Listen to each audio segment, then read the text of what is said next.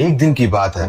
ऋषि आग के पुत्र श्रुत ने बालपन में सोच लिया कि उसे ईश्वर से मिलना है। श्रुत ने सुन रखा था कि ईश्वर दूर कहीं रहता है, इसलिए उसने ईश्वर से मिलने के लिए यात्रा की तैयारी शुरू की। उसने गठरी में कुछ खाद्य सामग्री बांधी और पीने के लिए दूध और जल लेकर ईश्वर से मिलने के लिए चल पड़ा। उस वक्त वह मात्र 5 वर्ष का था। अभी वह अपने घर से निकलकर जंगल की राह पर पहुंचा ही था कि उसे एक वृद्धा दिखी जो एक पत्थर पर बैठकर कबूतरों को निहार रही थी।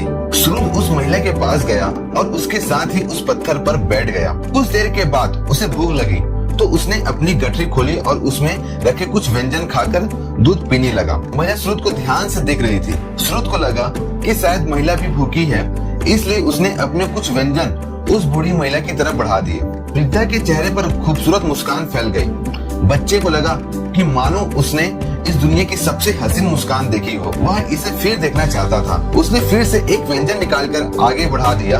यह सिलसिला दोपहर तक चला। दोपहर में श्रुत थक गया और उठकर वापस घर की ओर चल दिया। घर पहुंचकर उसने दरवाजा खटखटाया। माँ ने दरवाजा खोलकर उसे आश्चर्य से देखा और उसकी प्रसन्नता की वजह पूछी।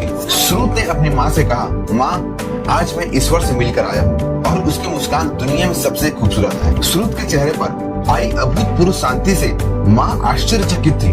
दूसरी ओर वृद्धा भी अपने घर देर से पहुंची तो बेटे ने माँ से देर की वजह पूछी तो माँ ने कहा अपने बेटे से, आज मेरी मुलाकात ईश्वर से हुई, लेकिन वह मेरी उम्मीद से काफी कम उम्र का था। साथियों, इस कहानी से बहुत ही प्यारी चीज सीखने को मिलती है।